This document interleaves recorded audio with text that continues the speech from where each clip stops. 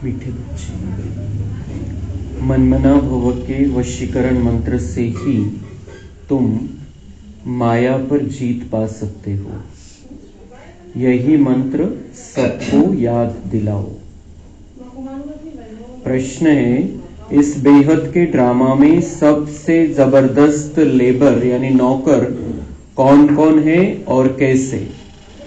उत्तर है, इस पुरानी दुनिया की सफाई करने वाले सबसे जबरदस्त लेबर्स है। नेचुरल कैलेमिटीज, धरती हिलती है, बाढ़ आती है, सफाई हो जाती है, इसके लिए भगवान किसी को डायरेक्शन नहीं देते। बाप कैसे बच्चों को डिस्ट्रॉय करेंगे? यह तो ड्रामा में पार्ट है। रावण का राज्य है ना, इसे गॉडली कैलेमिटीज नहीं कहेंगे। ओम शांति। बाप ही बच्चों को समझाते हैं, बच्चे मन मना भव। गुरु लोग मंत्र देते हैं। यह रिवाज कहां से निकला? यह बाप जो नई सृष्टि रचने वाला है वही पहले पहले मंत्र देते हैं, मन मना भव। इसका नाम ही है वशीकरण मंत्र, अर्थात माया पर जीत पाने का मंत्र। यह कोई अंदर में जपना नहीं है, यह तो समझाना होता है। बाप अर्थ सहित समझाते हैं। तो बाबा संगम युग में आकर हमें मंत्र देते हैं, मन मना भव। मन मेरे में लगाओ। और कैसे लगाओ? अपने आप को आत्मा समझकर, मुझे परमात्मा जानते हुए, समझते हुए मेरे में मन लगाओ। तो ये मंत्र बाबा हमें देते हैं संगम युग पर। द्वापर युगानंतर गुरु लोक आपल्या शिष्यांना मंत्र द्यायला लागले। तर बाबा म्हणते ये रिवाज कहां से निकला? संगम युग से। संगम युग में ये होता है, भगवान अपने बच्चों को मंत्र देता है और फिर वो कुछ याददाश्त जो आत्मा में रहती है उस आधार से उस समय के गुरु लोग अपने शिष्यों को कुछ मंत्र देना चालू करते हैं। लेकिन मेन मंत्र है, सबसे महत्वपूर्ण मंत्र है जो संगम युग पर बाबा हमें देता है, मन मना भव का। यही माया को वश करने का मंत्र आहे। जे विकार आणि ज्या विकारांमुळे आपण दुःखी झालो, आपले कर्माचे हिशोब बनले, त्यांना वश करायचं, त्या विकारांना समाप्त करायचा मंत्र है मन मना भव। तो मन बाबा में लगाना है। हर पल हमें अपने आप को ज्योति बिंदु और बाबा को ज्योति बिंदु समझते रहना है बुद्धि से, और जो स्मृतियां वो दिलाता है उन स्मृतियों को अपने मन में रखना है। तो जे जे बाबा ज्ञान देतो ते ज्ञान बुद्धीमध्ये ठेवणं, मनामध्ये ठेवणं म्हणजे बाबामध्ये मन लागलेलं आहे। निरंतर मन बाबामध्ये त्या पद्धतीने नहीं लावू शकत अपन, आत्मा और परमात्मा इस हिसाब से नहीं लगा सकते। लेकिन बाबा की बातें अगर हमारे मन में चल रही है, बाबा जो समझ देता है अगर वो हमारी बुद्धि में है, तो मन बाबा में लगा हुआ है। मन मना भव स्थिति में है हम, और इसी से हम माया पर जीत पालेंगे। और जैसे मन जीत जगत जीत, वैसे माया जीत जगत जीत बन जाएंगे। अभी तो कितने ढेर धर्म हैं, फिर ये सब नहीं रहेंगे। यह है बाबा का प्लान। बाबा का प्लान क्या है? दुनिया वालों के प्लान है, सरकार के अलग प्लान है, सरकार बनाने वालों के अलग प्लान है। लेकिन बाबा का प्लान है कि मुझे इस दुनिया में एक आदि सनातन देवी देवता धर्म रखना है, फिर सारे झगड़े खत्म हो जाएंगे। ये बाबा का प्लान है। यहाँ धर्मों पर, जाति जाति पर मतभेद है, उस कारण झगड़े है, उस कारण तनाव है। लेकिन भगवान का प्लान ये है कि सब देवी देवता बन जाए। जमुना का कंठा यह है कैपिटल। यमुना किनाऱ्यावरती आपली राजधानी आहे, आणि ते राजधानी ती दिल्लीचाच एरिया आहे। जो आज दिल्ली आहे तीच आहे आपली राजधानी, जिथे लक्ष्मीनारायण राज्य करतील, ती मेन राजधानी। तर त्याचं नाव सतयुगामध्ये असेल इंद्रप्रस्थ। बाबांनी सांगितलं एका मुरलीमध्ये की तुम्हारी राजधानी का नाम है इंद्रप्रस्थ। एरिया आजच्या दिल्लीचा आहे। यमुना किनाऱ्यावरती। वहां एक ही धर्म होता है। झाड़ बिल्कुल छोटा है, इस झाड़ का ज्ञान भी बाप ही देते हैं, चक्र का ज्ञान भी देते हैं। सतयुग में एक ही भाषा होती है और कोई भाषा नहीं होगी। तुम सिद्ध कर सकते हो, एक ही भारत था, एक ही राज्य था, एक ही भाषा थी। पैराडाइज में सुख शांति थी, दुख का नाम निशान नहीं था। हेल्थ, वेल्थ, हैप्पीनेस सब था। भारत नया था तो आयु भी बहुत बड़ी थी, क्योंकि पवित्रता थी। पवित्रता में मनुष्य तंदुरुस्त रहते हैं। अपवित्रता में देखो मनुष्यों का क्या हाल हो जाता है। बैठे बैठे अकाले मृत्यु हो जाती है, जवान भी मर पड़ते हैं। दुख कितना होता है। वहां अकाले मृत्यु होती नहीं, फुल एज होती है। पीढ़ी तक अर्थात बुढ़ापे तक कोई मरते नहीं है। वो जो दुनिया है उस दुनिया में सब कुछ है, हेल्थ, वेल्थ, हॅपीनेस। तब्येत चांगली, कंटिन्युअस, शेवटपर्यंत मालामाल, सगळं काही भरपूर आणि आनंदी जीवन।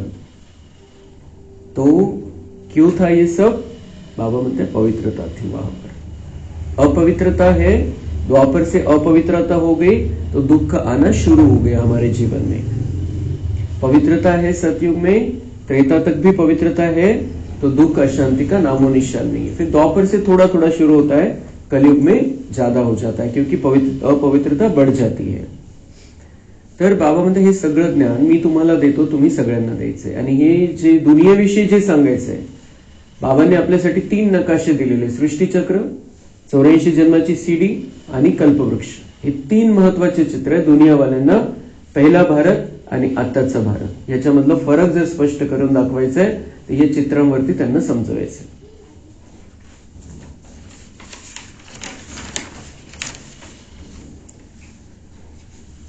किसको भी समझाओ तो यह बुद्धि में बिठाना है, बेहद के बाप को याद करो, वही पतित पावन है, वही सदगति दाता है।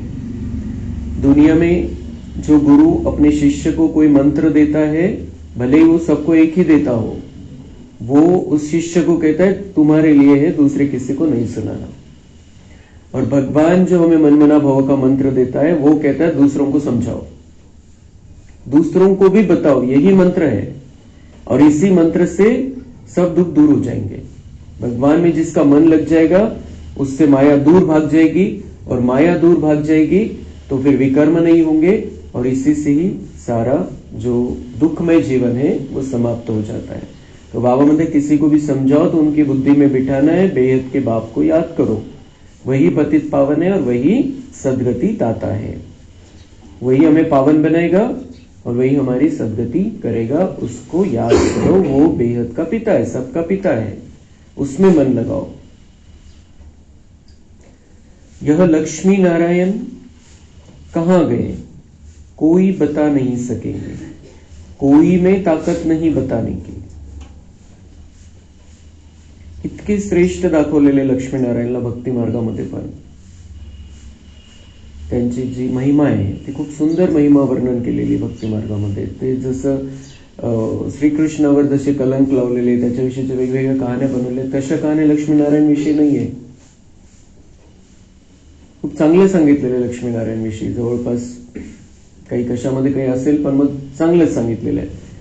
पण मग इतके चांगले, इतके श्रेष्ठ लेवलचे लक्ष्मीनारायण मग गेले कुठे कोणालाच माहिती नाही। कधी त्यांचं जीवन संपलं, कशामुळे जीवन संपलं, ते गेले कुठे, आणि जर इतके श्रेष्ठ लेवलचे होते तर आज कुठे आणि जिथं आहे तिथं राहून काय करताय मग? दुनिया की इतनी बेकार हालत, इतनी खराब हालत, इतना सारा कुछ हो रहा है इस दुनिया में, इतनी दुनिया बिगड़ गई है, तो वो इतने श्रेष्ठ थे, इतनी श्रेष्ठता उनकी दिखाई गई, वो क्या कर रहे हैं आज? म्हणजे वरती गेले, कुठे गेले, वरती बसून बंद पडलेले का? काय झालं नेमकं? बाबा म्हणते ये कोई बता नहीं सकेंगे, किसी को पता नहीं है, कोई में ताकत नहीं है बताने की। ताकत नहीं मतलब उनको ज्ञान ही नहीं है, जानते ही नहीं है। तुम बच्चे अच्छी रीति रहस्यमय युक्त समझा सकते हो, इसमें मूंझने की दरकार नहीं। तुम सब कुछ जानते हो और फिर रिपीट भी कर सकते हो। तुम कोई से भी पूछ सकते हो यह कहाँ गए। तुम्हारा प्रश्न सुनकर चकित हो जाएंगे। त्यांनी विचारच नाही, त्यांना वाटतं आहे ते वरती आहे, परमेश्वर है वो। उनके मन में ये प्रश्न ही नहीं आता है कि वो गए कहाँ आखिर, ते आहेत बस। लेकिन वो है तो उनके होने का कुछ मतलब भी होना चाहिए। वो है तो क्या कर रहे हैं फिर वो। बाबा म्हणते किसी को भी पूछो आप, याच्यात कन्फ्यूज गोंधळून जायची गरज नाही, कोणालाही स्पष्टपणे विचारा, क्योंकि आप सच जानते हो क्या है। तो बाबा म्हणते ये तुम्हारे ये प्रश्न सुनकर ही चकित हो जाएंगे। त्यांनी कधी विचारच केला नाही अशा प्रश्नाचा, ते चक्कर मध्ये पडून जातील, ये क्या पूछ रहे हैं। तुम तो निश्चय से बताते हो कैसे यह भी 84 जन्म लेते हैं। बाबा म्हणते तुम निश्चय से बता सकते हो कैसे ये भी 84 जन्म लेते हैं। लक्ष्मी नारायण शुरुआत में आए, पहला जन्म, फिर दूसरा, कहीं चले नहीं गए, दूसरा जन्म यहां पर ही, तीसरा जन्म यहां पर ही, पूरे 84 जन्म लेते हैं और बहुत श्रेष्ठ जन्म है उनके। अंत समय में उनके द्वारा भगवान फिर से नई सृष्टि की स्थापना करता है। बाबा मतलब ये समझाओ सबको, वो कहीं जाकर बंद पड़ी हुई स्थिति में नहीं है।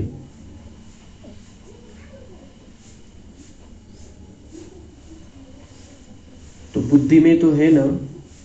तुम झट कहेंगे सतयुग नई दुनिया में हमारा राज्य था, एक ही आदि सनातन देवी देवता धर्म था, दूसरा कोई धर्म नहीं था, एवरीथिंग न्यू।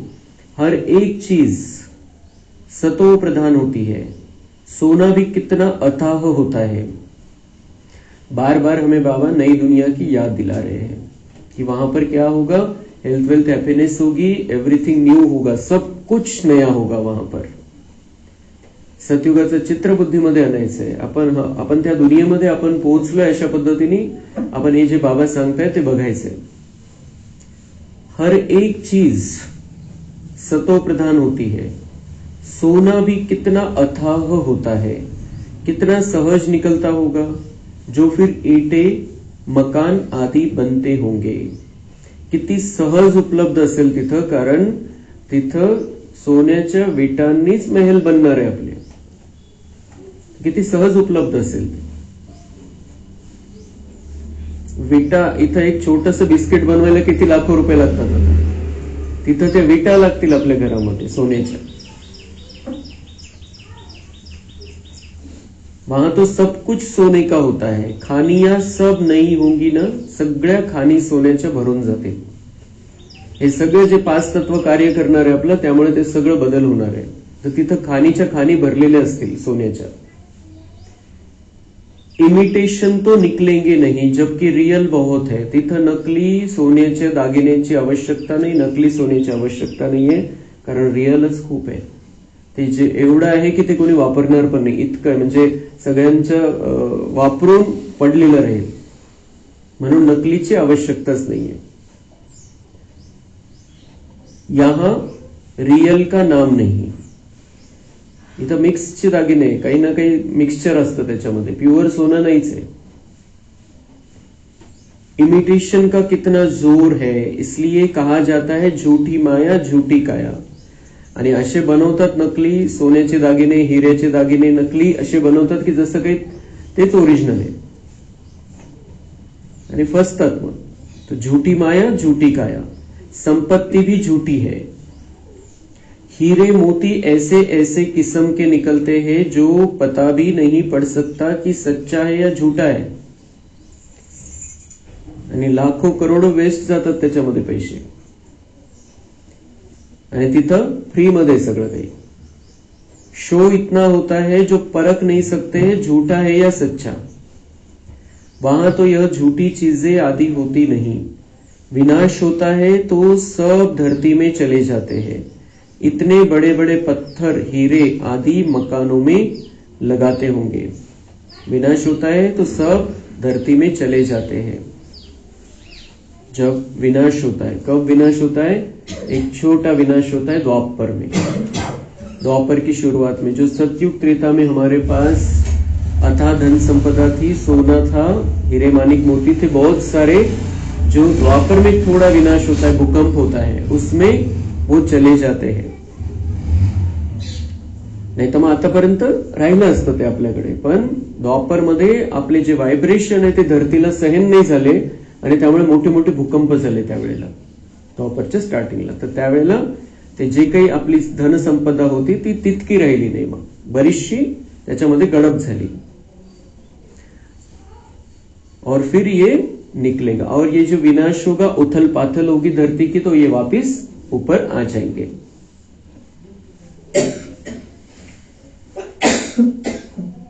तो इतने बड़े बड़े पत्थर, हीरे आदि मकानों में लगाते होंगे.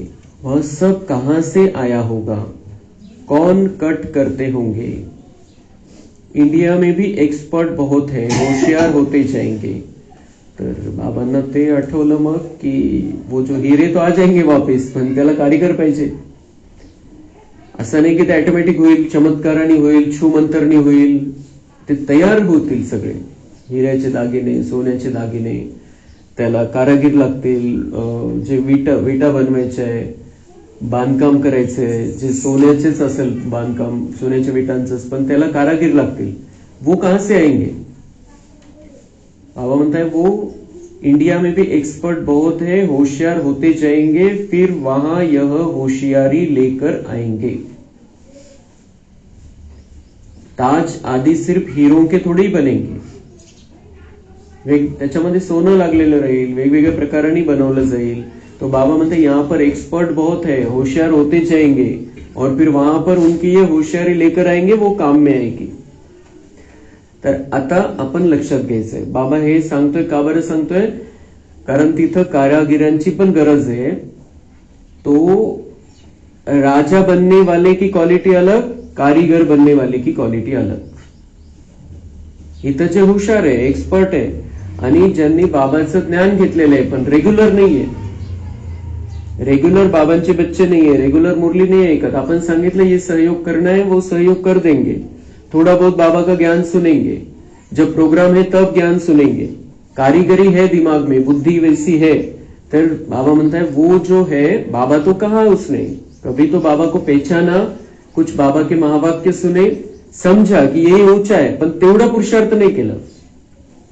पण त्याच्यामध्ये जी क्वालिटी आहे, ती गुण विशेषता आहे, त्यामुळे तो सतयुगामध्ये पोहोचेल, त्रेतामध्ये पोहोचेल आणि कारीगर म्हणून राहील. काम आपल्यासाठी तो कार्य करेल.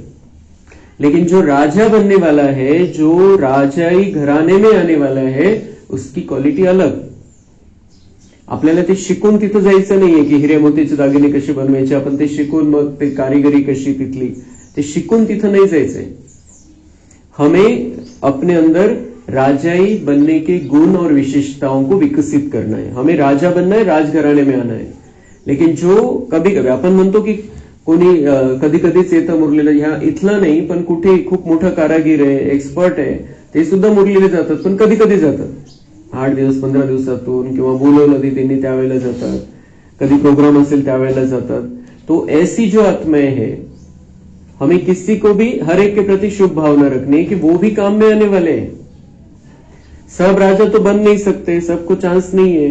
इसलिए ये जो कभी कभी आने वाले और वो कारीगरी है, तो वो भी जरूरी है उस दुनिया के लिए. तो बाबा मतलब वो बनाएंगे वहां पर जाकर, जो होशियार होते जाएंगे. यहाँ पर इथं अजून त्यांची हुशारी वाढत जाईल आणि ती हुशारी नव्या दुनियेमध्ये तुम्हाला कामात येईल. आपल्याला राजा बनण्याची तयारी करायची.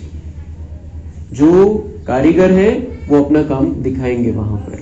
लेकिन हमें राजा बनना है तो सर्व गुणों से संपन्न बनना है, अष्ट शक्तियों से संपन्न बनना है, बाबा की श्रीमत पर चलना है. बाबा की श्रीमत हमारे लिए सर्वोपरि है, उस पर चलकर हमें राजा बनाना है अपने आप को, उस क्वालिटी को अपने अंदर धारण करना है. तो वहां ताज आदि सिर्फ हीरों के थोड़े ही बनेंगे, वह तो बिल्कुल रिफाइंड सच्चे हीरे होते हैं. यह बिजली, टेलीफोन, मोटर आदि पहले कुछ नहीं था। बाबा के इस लाइफ के अंदर ही क्या क्या निकला है। तो ये बातें जैसे हमने कल शाम में राजू भाई से सुना, जो इसके अंदर जो बातें होती है, जो ज्ञान की बातें, ज्ञान योग धारणा सेवा की बातें होती है, वो शिव बाबा सुनाते हैं, और कुछ सेवा की बातें और कुछ अनुभव की बातें हमें ब्रह्मा बाबा सुनाते हैं। तो ये ब्रह्मा बाबा का अनुभव, ब्रह्मा बाबा कह रहे हैं कि बिजली, टेलीफोन, मोटर आदि ये पहले कुछ भी नहीं था। ब्रह्मा बाबा की लाईफ में ये सब हुआ आहे। 1876 मध्ये बाबांचा जन्म झाला, ब्रह्मा बाबांचा दादा लेखराजच्या रूपामध्ये, आणि त्यांच्यानंतर त्या वेळपासून विज्ञानाचे मोठे मोठे शोध लागले। मेन जे शोध आपण ज्याचा परिणाम आज बघतोय, दुनियामध्ये इतक्या सुविधा झालेल्या आहे, तो बिजली, मोटर, ये सब बाबा के रहते ये सब हुआ है। अंत समय आले हे सगळ्यांनी बाबांनी सांगितलेले, हे जे विज्ञानाचे साधन आहे हे सगळे बच्चांना कामात येणार आहे। तो सेवा में भी हम उनको यूज कर रहे हैं। ये जो साधन निकले हैं, ये भगवान ने कहा है कि ये तुम बच्चों के लिए निकले हैं। अपन त्याचा चांगला उपयोग करतोय, दुनिया वाले गैरवापर करताय। तो 100 वर्ष हुए हैं जो ये सब निकले हैं। वहां तो बड़े एक्सपर्ट होते हैं, अभी तक सीखते रहते हैं, होशियार होते रहते हैं। यह भी बच्चों को साक्षात्कार कराया जाता है। वहां हेलीकॉप्टर्स भी फुल प्रूफ होते हैं।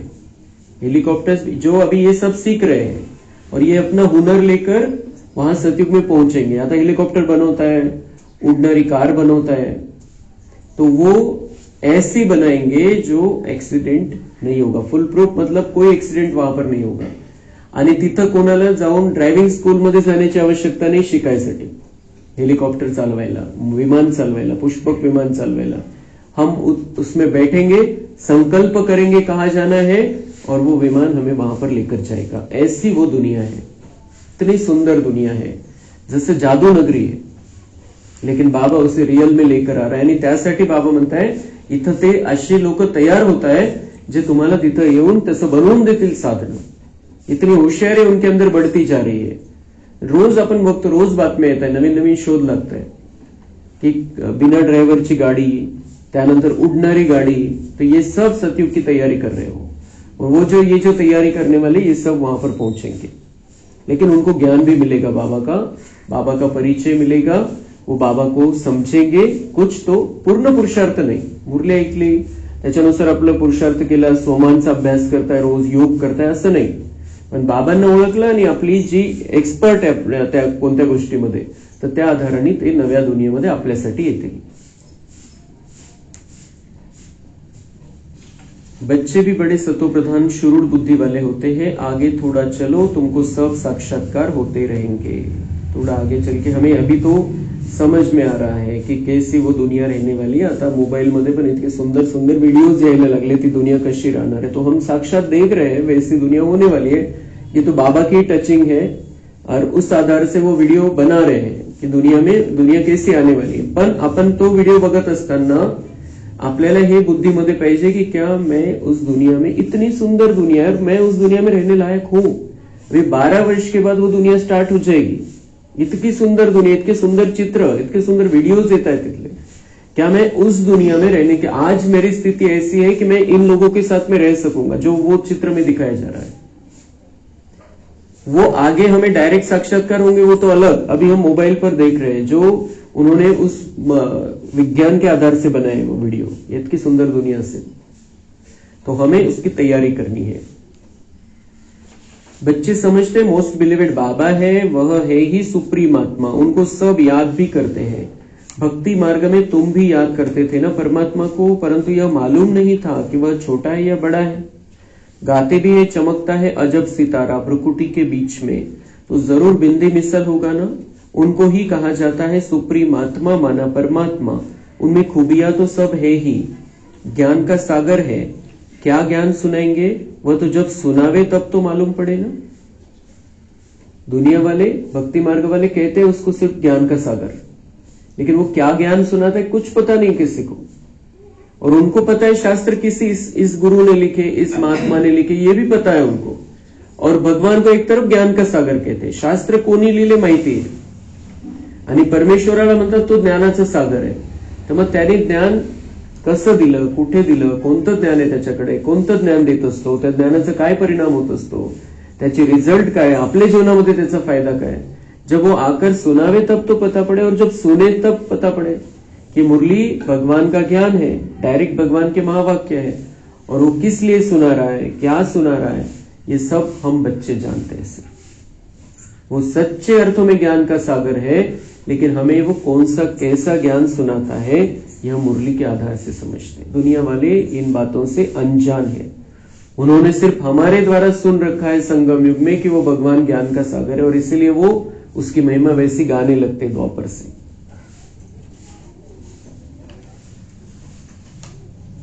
तुम भी पहले जानते थे क्या? सिर्फ भक्ति ही जानते थे। हम बच्चे भी ये नहीं जानते थे, हमें भी अभी संगम में आए, हम बाबा के बने, तब हमें पता चला कि भगवान के पास कौन सा ज्ञान है। हम तो सिर्फ भक्त थे तब, लेकिन हम अंध भक्ति करते थे, पता ही नहीं था कुछ। अभी तो समझते हो, वंडर है, आत्मा को भी इन आंखों से देख नहीं सकते हैं तो बाप को भी भूल जाते हैं।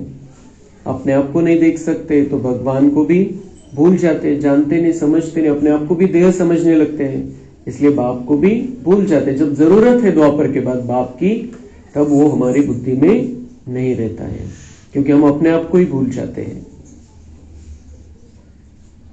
म्हणजे स्मृती घेऊन आलो अपन सतयुगामध्ये, परमात्मा के घर से आए हैं, उनको मिलकर आए हैं, तो स्मृतियां तो होंगी कुछ ना कुछ, लेकिन हम सुख में थे, शांति में थे, आनंद में थे, प्रेम में थे सतयुग त्रेता तक, इसलिए हमें घर की याद ही नहीं आई, उसकी याद ही नहीं आई। और जब याद आने लगी तब समझ में नहीं आ रहा था कौन है वो, क्योंकि हम देव के भान में आ गए थे। ड्रामा में पार्ट ही ऐसा है, जिसको विश्व का मालिक बनाते हैं उनका नाम डाल देते हैं और बनाने वाले का नाम गुम कर देते हैं। श्री कृष्ण को त्रिलोकीनाथ वैकुंठनाथ कह दिया है, अर्थ कुछ नहीं समझते, सिर्फ बढ़ाई दे देते हैं। भक्ति मार्ग में अनेक बातें बैठ बनाई है, कहते हैं भगवान में इतनी ताकत है, वह हजारों सूर्य से तेज है, सबको भस्म कर सकते हैं, ऐसी ऐसी बातें बना दी है। बाप कहते हैं मैं बच्चों को जलाऊंगा कैसे, यह तो हो नहीं सकता। बच्चों को बाप डिस्ट्रॉय करेंगे क्या? नहीं, यह तो ड्रामा में पार्ट है। पुरानी दुनिया खत्म होनी है, पुरानी दुनिया के विनाश के लिए यह नेचुरल कैलेमिटीज सब लेबर्स, यानी जैसे कि नौकर है, कितने जबरदस्त लेबर्स हैं। ऐसे नहीं कि उनको बाप का डायरेक्शन है कि विनाश करो, नहीं, तूफान लगते हैं, फेमन होता है, भगवान कहते हैं कि यह करो, कभी नहीं, यह तो ड्रामा में पार्ट है। बाप नहीं कहते हैं बॉम्ब्स बनाओ, यह सब रावण की मत कहेंगे, यह बना बनाया ड्रामा है। रावण का राज्य है तो आसुरी बुद्धि बन जाते, कितने मरते हैं, आखिरी में सब जला देंगे। यह बना बनाया खेल है जो रिपीट होता है, बाकी ऐसे नहीं कि शंकर के आंख खोलने से विनाश हो जाता है। इनको गॉडली कैलेमिटीज भी नहीं कहेंगे, यह नेचुरल ही है। अब बाप तुम बच्चों को श्रीमत दे रहे हैं, कोई को दुख आदि देने की बात ही नहीं है। बाप तो है ही सुख का रास्ता बताने वाला। ड्रामा प्लान अनुसार मकान पुराना होता ही जाएगा। बाप भी कहते ये सारी दुनिया पुरानी हो गई है, यह खलास होनी चाहिए। आपस में लड़ते देखो कैसे है, आसुरी बुद्धि है ना। जब ईश्वरीय बुद्धि है तो कोई भी मारने आदि की बात नहीं। बाप कहते हैं मैं तो सबका बाप हूं, हमारा सब पर प्यार है। जो बच्चे मुझे याद करते हैं मैं भी उन्हों को याद करता हूं, जो मुझे नहीं भी याद करते हैं तो भी मैं सबको याद करता हूं, क्योंकि मुझे तो सबको ले जाना है ना। हाँ, जो मेरे द्वारा सृष्टि चक्र की नॉलेज को समझते हैं नंबरवार, वह फिर ऊंच पद पाएंगे। तो बाबा कह रहे भक्ति मार्ग में क्या क्या बातें बैठकर बनाई है उन्होंने कहा कि उसको साक्षात्कार हुआ अर्जुन को कि भगवान कैसे है, हजारों सूर्यों से ज्यादा तेजो में है। तो मतलब एक सूर्य नहीं सहन करू शकत आपण, एका सूर्याचं तापमान नहीं सहन करू शकत, तो वो हजारों सूर्यों से ज्यादा तेजो में। अगर ये सूर्य असं म्हणतात की या सूर्याचं तापमान, जे तापमान आपण उन्हाळ्यामध्ये बघतो आता 47-48 झालेलं आहे, आणि जे 52, 53, 55 पर्यंत याचं तापमान जाईल तर दुनिया जळून खाक होऊन जाईल, असं म्हणतात विज्ञानवाले. तो वो हजारों सूर्य इतना अगर तेजोमय होगा तो वो तो जलने में कितना समय लगेगा, सेकंड भी नहीं लगेगा, सारी दुनिया जल जाएगी. तो बाबा मतलब क्या मैं जलाऊंगा सबको, बच्चों को जलाऊंगा अपने, क्या मैं ऐसा हूं? कुछ भी बातें बैठ बनाई है, कुछ भी बनाई है, बनाने वाले का उपदेश गलत नहीं था. हे बिलकुल आपण बुद्धीमध्ये ठेवायचं. त्यांनी जे काही सांगितलं परमात्म्याविषयी त्यांचा उद्देश खूप छान होता, खूप चांगला होता. कि अभी हम बच्चे को हमें बचाना है कि वो बाहर जाएगा, कुछ गिर जाएगा, एक्सीडेंट हो जाएगा, तो छोटे बच्चे को कहा जाता है बाहर भूत है, बाहर मत जाओ. तो वो बाहर नहीं जाता है, डर बैठ जाता है थोड़ा दिमाग में, तो बाहर नहीं जाता है, तो बच जाता है. तो इसी तरीके से ये जो शास्त्र बनाने वाले उन्होंने हमें डराया अच्छी भावना से कि भगवान ऐसा है, भगवान इतना शक्तिशाली है, भगवान ऐसा आहे जो खूप पाप केलं तर तो काय करतो, कढईमध्ये तळतो भज्यासारखं. वेगवेगळ्या गोष्टी बनवल्या. का बरं? की भीतीमुळे तरी पापापासून दूर राहतील, पाप नाही करणार. तो उनकी भावना बहुत अच्छी थी.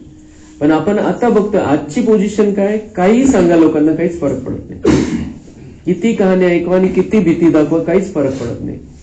ते म्हणतात उद्याचं उद्या बघू, आज मजा करून घ्या, आज काय करायचं ते करून घ्या, जे होईल ते होईल. तो उसका असर नहीं हो रहा है. वो कहानियों का असर था, कुछ समय तक था, लेकिन फिर भगवान हमारा बाप है, वो सत्यम शिवम सुंदर है, सब सत्य जानता है, हमारा भी सत्य जानता है कि ऐसे देवता नहीं बनेंगे डर से. देवता बनाना है तो मुझे इनको समझाना पड़ेगा, इनको ज्ञान देना पड़ेगा कि सत्य क्या है, मैं कौन हूं. मुझसे जुड़ने से पाप नष्ट हो जाएंगे, ये नए पाप नहीं करेंगे, इनके अंदर दिव्य गुणों की धारणा होगी. तो बाबा आकर ये सत्य बताता है कि तुम्हें ये झूठ कहा गया था. आता एखाद्या लहान मुलगा जो 1-2 वर्षाचा तो ऐकतो आणि नंतर त्याची ती कधी कधी काही काही मुलांची सेटिंग तशीच राहून जाते. ते घाबरतातच कायम. त्यांना जे लहानपणी सांगितलेलं असतं ते कायम घाबरत राहतात की काहीतरी आहे तिथं, ते तिकडे जाणार, अंधार आहे, त्याला सांगितलं जातं की तिकडे भूत आहे, जाऊ नको, तर त्याचं ते बुद्धीमध्ये सेटिंग होऊन जाते. मग तो एखादा मुलगा खूप घाबरतोय तर मग घरच्यांना काय करावं लागतं, नाही तुला खोटं सांगितलं होतं, तसं नाहीये, तिकडे तसं काही नाहीये, समजून सांगावं लागतं. तेव्हा तो हळूहळू त्याला लक्षात येतं की नाही हे खोटं खोटं सांगत होते मला. काही काहींचं होऊन जातं की नाहीये तिकडे काहीच, मला खोटं सांगत होते. कुछ बच्चे भी इतने होशियार निकले कि वो बहुत जल्दी समझ जाते की खोटं सांगताय. पण काही बच्चांची ती सेटिंग राहून जाते तशीच. तो ऐसे ही हमारी भी ये सेटिंग रह गई थी. भगवान जो सत्य बताया था उसके विपरीत शास्त्रों में बताया गया, कहानी लिखी गई हमारे अच्छे के लिए, लेकिन वो वैसे ही रह गया था. तो दुनिया वालों का भी वैसे ही बुद्धि में है. तो भगवान को आकर सच तो बताना पड़ेगा कि ऐसा नहीं है, असं काही नाहीये, तुम्ही घाबरू नका, मी आनंदाचा सागर है, मी प्रेमाचा सागर है, मी शांतीचा सागर है, मी दयेचा सागर है, मैं अपने बच्चों को दुख नहीं दे सकता हूं. तुम सब मेरे बच्चे हो, मुझे तुमने पुकारा ही है कि हमें पावन बनाओ, हमें देवता बनाओ, तो मैं उसके लिए आया हूं. अब मुझसे जुड़ जाओ, तुम जैसे हो वैसे ही मैं हूं. तो भीती गायब. जर आपल्याला हे पक्क झालं की मैं आत्मा जैसी हूं वैसे ही परमात्मा आहे, तर सगळ्या प्रकारची भीती, आणि जेव्हा त्या ज्या नात्यामध्ये भीती संपते त्या नात्यामध्ये प्रेम वाढत असतं. तो भगवान हमारे ये सब कहकर हमारा डर खत्म कर रहा है, और उसके साथ हमें अभी प्यार का रिश्ता निभाना है, प्यार से उसके साथ में रहना है और अपना जन्म जन्मांतर का कल्याण कर लेना है. जो बाबा सिखाता है वो हमें सीखना है. बाबा म्हणतात माझं प्रेम जास्त कोणाला मिळेल, मी जे ज्ञान देतोय ते ज्ञान जे ऐकताय आणि जे जीवनामध्ये आणताय. बाकी बाबा म्हणतात मैं दूसरों को भी याद करता हूं जो मेरे बच्चे नहीं है या फिर इस ज्ञान को नहीं सुनते उनको, क्योंकि मुझे उनको भी लेकर जाना है. लेकिन ऊंचा पद कौन पाएगा, राजा कौन बनेगा, ऊंची लेवल पर कौन जाएगा, अपना भाग्य कौन श्रेष्ठ बनेगा, जो मैं ये ज्ञान दे रहा हूं वो सुनेगा और उसको जीवन में लाएगा. तो हम वो बच्चे हैं जिनको बाबा हमारी श्रेष्ठता, हमारी धारणाओं के आधार पर याद करे और प्यार करे. अच्छा, मीठे मीठे सिके लधे बच्चों प्रति माता पिता बाप दादा का याद, प्यार और गुड मॉर्निंग. रूहानी बाप की रूहानी बच्चों को नमस्ते. हम रूहानी बच्चों की रूहानी बाप दादा को याद, प्यार गुड मॉर्निंग, नमस्ते, वाह बाबा वाह, शुक्रिया बाबा शुक्रिया। धारणा के लिए मुख्य सार है, सदा अपार खुशी में रहने के लिए बेहद का बाप जो बेहद की बातें सुनाते हैं उनका सिमरन करना है और बाप को फॉलो करते चलना है। सदा तंदुरुस्त रहने के लिए पवित्रता को अपनाना है। पवित्रता के आधार से हेल्थ, वेल्थ और हैप्पीनेस का वर्षा बाप से लेना है। वरदान है, सर्व प्राप्तियों को स्मृति में इमर्ज रख, सदा संपन्न रहने वाली संतुष्ट आत्मा भव। संगम युग पर बाप दादा द्वारा जो भी प्राप्तियां हुई है उनकी स्मृति इमर्ज रूप में रहे तो प्राप्तियों की खुशी कभी नीचे हलचल में नहीं लाएगी, सदा अचल रहेंगे। संपन्नता अचल बनाती है, हलचल से छुड़ा देती है। जो सर्व प्राप्तियों से संपन्न है वे सदा राजी, सदा संतुष्ट रहते हैं। संतुष्टता सबसे बड़ा खजाना है। जिसके पास संतुष्टता है उसके पास सब कुछ है। वह यही गीत गाते रहते हैं, पाना था वो पा लिया। स्लोगन है, मोहब्बत के झूले में बैठ जाओ तो मेहनत आपे ही छूट जाएगी। अच्छा, ओम शांति।